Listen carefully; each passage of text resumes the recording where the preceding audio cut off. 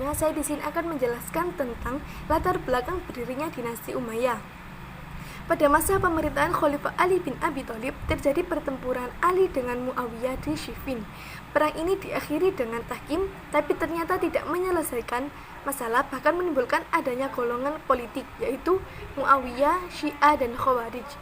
Pada tahun 660 Masehi, Ali terbunuh oleh salah seorang anggota Khawarij. Dengan demikian berakhirlah masa Khulafaur Rasyidin dan mulai kekuasaan Bani Umayyah dalam semangat politik Islam. Kekuasaan Bani Umayyah berbentuk pemerintahan yang bersifat demokratis, berubah menjadi monarki hereditaris atau kerajaan turun-menurun. Hal ini dimulai ketika Muawiyah mewajibkan seluruh rakyatnya untuk menyatakan setia terhadap anaknya Yazid. Peristiwa tahkim berdasarkan sejarah yang kita pelajari ialah berlaku perebutan kekuasaan antara Ali dan Muawiyah yang membawa mereka ke meja diangkat menjadi gubernur Syam atau Syria yang berkedudukan di Damaskus. Tabiat pribadinya penyabar dan penyantun, dia juga diplomat yang ulung. Perundingan antara mereka berdua telah diwakili oleh Abu Musa al-Asy'ari bagi pihak Ali dan Amr bin al-As bagi pihak Muawiyah. Kedua perunding telah setuju untuk memecat Ali dan Muawiyah. Menurut sejarah lagi, Amr bin al-As dengan kelicikannya mampu memperdayakan Abu Musa yang digambarkan sebagai seorang yang lalai dan mudah tertipu. Akibatnya Ali terlepas dari jabatan khalifah. Karena peristiwa tahkim sangat penting dalam sejarah politik negara Islam adalah perlu untuk kita menyikap hakikat sebenarnya pada babak-babaknya di mana peristiwa ini telah disalah tanggapi dan telah disalah tafsirkan. Akibatnya timbul kesan buruk, yaitu menjatuhkan kedudukan dan martabat para sahabat. Peristiwa tahkim yang tersebar itu telah menjadikan sebagian sahabat sebagai penipu dan orang yang mudah terperdaya, dan sebagian yang lain dituduh sebagai perakus kuasa. Dengan meletakkan riwayat tahkim di atas neraca kajian dan penilaian, dua perkara dapat diamati, yaitu pertama kelemahan pada sanad dan kedua kegoncangan pada matan atau teks. Dari sudut sana terdapat dua perawi yang diakui keadilannya, yaitu Abu Mikhnaf Lut bin Yahya dan Abu Janab al-Kalbi. Abu Mikhnaf seorang yang dhaif. Al-Bukhari dan Abu Hatim berkata Yahya bin Al-Qattan mendaifkannya. Uthman al-Darimi dan al-Nasai mengatakan dia dhaif. Ada tiga perkara yang dikesani pada matanya. Pertama, berkaitan dengan perselisihan antara Ali dan Muawiyah yang menjadi puncak kepada peperangan antara mereka berdua. Kedua, persoalan jawatan Ali dan Muawiyah. Ketiga, kepribadian Abu Musa al-Asy'ari dan Amr bin al-As. Latar belakang lahirnya dinasti Umayyah ialah dalam kondisi dan situasi di tengah-tengah terjadinya pertentangan politik antara golongan Syiah, Khawarij, dan Jam'iyah dan golongan Zubair. Dari pertentangan politik antar golongan itu, kelompok Bani Umayyah yang 7 ada kudeta besar terjadi dalam sejarah Islam karena berubah dan berpindahnya kekuasaan Ali kepada Muawiyah, yang mana menurut sejarawan menafsirkan fitnah merupakan penyebab terjadinya kudeta dalam negara Islam, khususnya pada masa berdirinya dinasti Umayyah. Peristiwa tahkim telah menguntungkan Muawiyah, tetapi keuntungan ini bukanlah karena diumumkan pemberhentian Ali dan penetapan Muawiyah, melainkan karena peristiwa tahkim itu telah menimbulkan perpecahan pada Lasyar Ali. Kedua, diangkatnya Muhammad SAW atau Bani Hashim menjadi nabi atau rasul di Mekah membuat keberatan dan kecemburuan, karena hal itu akan merubah peta pengaruh bagi suku Umayyah yang selalu berkuasa di Mekah sebelum Islam. Ketiga, perang Siffin di masa kelompok Lughol, salah satu tuntutan mereka supaya ditangkap pembunuh Khalifah Utsman bin Affan, tetapi Khalifah Ali kurang merespon dan dipelopori Muawiyah muncul sebagai pemenangnya, yang selanjutnya berdirilah pemerintah Daulat Bani Umayyah. Corak politik suatu negara umumnya akan dipengaruhi oleh latar belakang berdirinya negara yang bersangkutan dan dipengaruhi oleh situasi saat berdirinya negara tersebut. Daulat Bani Umayyah yang lahir dikelilingi oleh musuh-musuhnya dari berbagai golongan, maka kebijaksanaan politiknya menggunakan pendekatan keamanan atau militer agar kekuasaannya menjadi korban dan berwibawa. Muawiyah bin Abi Sufyan sudah terkenal sifat dan tipu muslihatnya yang licik. Dia adalah kepala angkatan perang yang mula-mula mengatur angkatan laut dan ia pernah dijadikan sebagai amir. Ia mempunyai sifat panjang akal, cerdik cendekia lagi bijaksana, luas ilmu dan siasatnya terutama dalam urusan dunia. Ia juga pandai mengatur pekerjaan dan ahli hikmah. Muawiyah bin Abi Sufyan dalam membangun daulah Bani Umayyah menggunakan politik tipu daya. Meskipun pekerjaan itu bertentangan dengan ajaran Islam, ia tidak gentar melakukan kejahatan. Pembunuhan adalah cara biasa, asal maksud dan tujuannya tercapai. Abu Sufyan ini baru memeluk Islam dan tunduk kepada Nabi Muhammad saat Fathu Makkah. Meskipun begitu, Nabi Muhammad SAW tetap memerankan Abu Sufyan sebagai pemimpin Makkah. Pada saat itu, ketika seluruh penduduk Mekah merasa ketakutan, Nabi Muhammad berkata bahwa barang siapa yang memasuki rumah Abu Sufyan, maka ia akan selamat.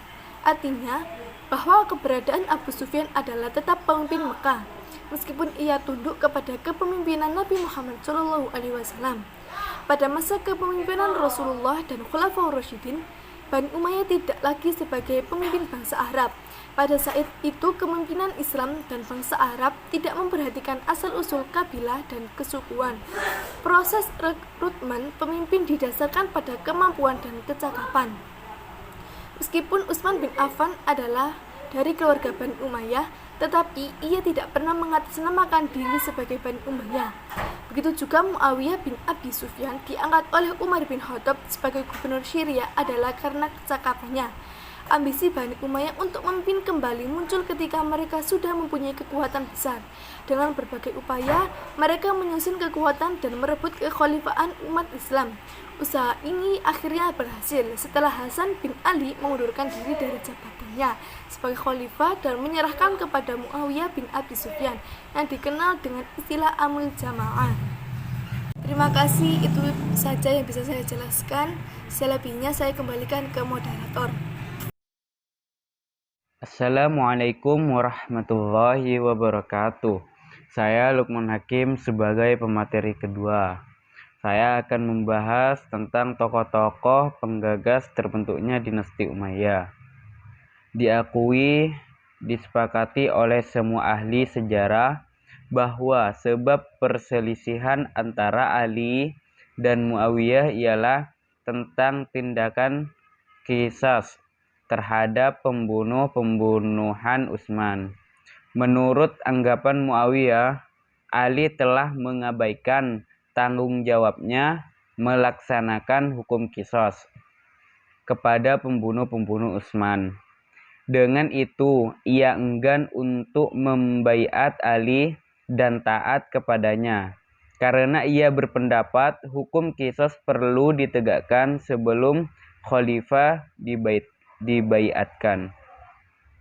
Sikap keengganan Muawiyah untuk membaiat Ali karena menunggu qisas dijalankan dan kegagalan beliau melaksanakan kedudukannya di Syam telah menjadikan Muawiyah dan para pengikutnya dari kalangan penduduk Syam pada pandangan Ali seperti sikap-sikap orang yang menentang Khalifah Ali, berpendapat bahwa baiatnya telah sah dengan persetujuan para sahabat Mujahirin dan Ansor. Dengan itu, baiat tersebut mengikat orang-orang Islam yang berada di tempat yang lain. Oleh karena itu, Ali menganggap Muawiyah dan penduduk Syam bersama beliau sebagai pembangkang yang mau memberontak, sedangkan Imam sejak dibaiatkan sebagai khalifah dan beliau memutuskan untuk menundukkan dan mengembalikan mereka ke dalam jamaah walaupun dengan cara kekerasan. Memahami perselisihan seperti yang telah diuraikan di atas akan menjelaskan sejauh mana kesilapan riwayat yang tersebar tentang peristiwa tahkim yang menggambarkan dua orang perunding. Kedua perunding itu dilantik untuk menyelesaikan perselisihan antara Ali dan Muawiyah, bukan untuk menentukan siapakah yang lebih layak untuk jabatan khalifah. Sebenarnya pembicaraan itu terkenan dengan menjatuhkan hukuman kepada pembunuh Utsman, sedikit pun tidak berkaitan dengan urusan khalifah.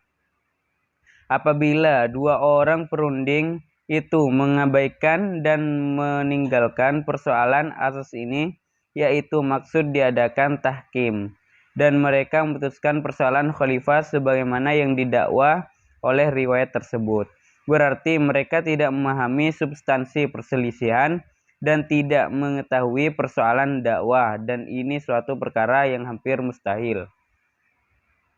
Muawiyah telah ditugaskan untuk mentadbir Syam sebagai wakil bagi pihak Umar bin Khattab, dan Syam terus berada di bawah pentadbirannya sehingga Umar meninggal dunia. Kemudian Utsman menjadi khalifah dan beliau melanjutkan jabatan Muawiyah. Apakah Utsman dibunuh dan Ali menjadi khalifah? Beliau tidak melanjutkan jabatan Muawiyah, di mana jabatan tersebut terlepas dengan sebab berakhirnya pemerintah khalifah yang telah melantiknya. Dengan itu Muawiyah telah kehilangan pusat kekuasaannya dan jabatannya sebagai gubernur Syam. Walaupun sebenarnya beliau masih berkuasa dengan sebab penduduk Syam mendukung beliau dan mereka puas dan setuju dengan alasan Muawiyah yang tidak mau memberi baiat kepada Ali. Sebabnya ialah tuntutan pelaksanaan hukum kisos terhadap pembunuh-pembunuh Utsman berdasarkan haknya sebagai penuntut bela kematian Utsman.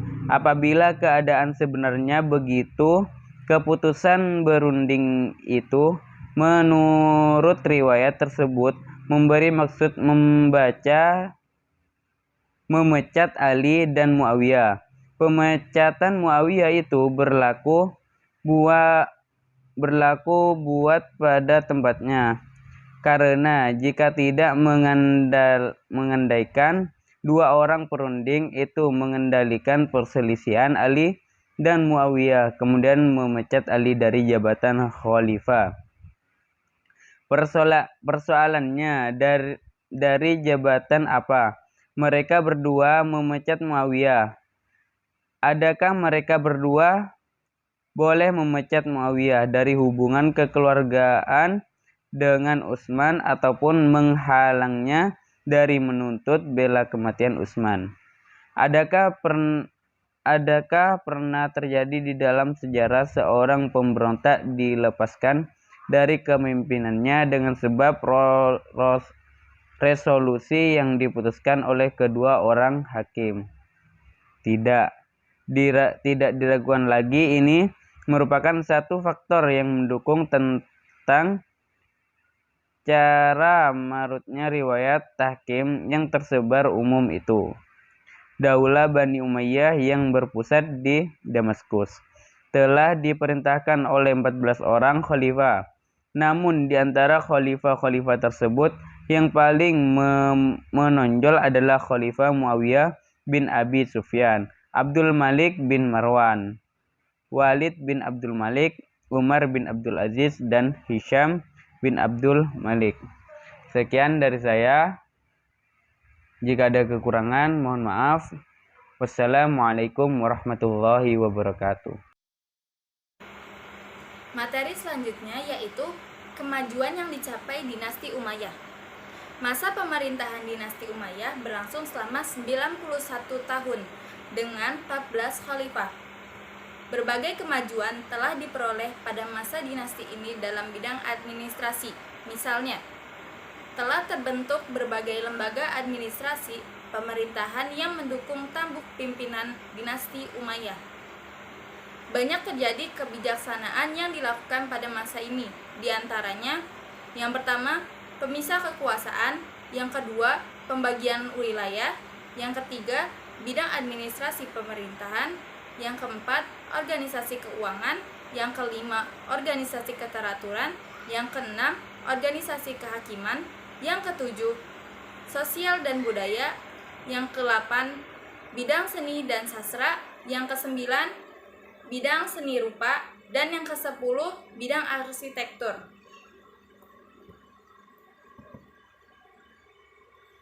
Di samping melakukan ekspansi teritorial, pemerintahan dinasti Umayyah juga menaruh perhatian dalam bidang pendidikan, memberikan dorongan yang kuat terhadap dunia pendidikan, menyediakan sarana dan prasarana.